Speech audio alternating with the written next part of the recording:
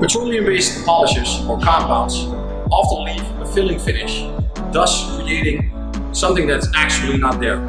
Sherlock was designed to remove these fillers to see the result we actually have. Now, why is this product so important? Any kind of protection you put here on top, any nano protection, any ceramic or any wax, will have a serious diminishing in duration of the product because it does not link to the surface itself. It links to the fillers on top, thus creating a not very good linking and reducing the performance of the product. The product is ready to use, and that's why we put it already ready to use in this bottle. Now let's see the result after Sherlock.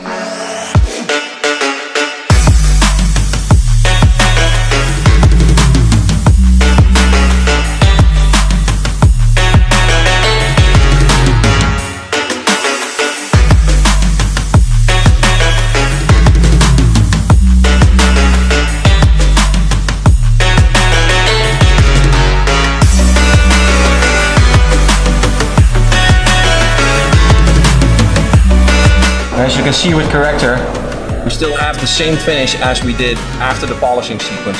Whilst when we move to the other side, you can see here that the sanding marks are still there.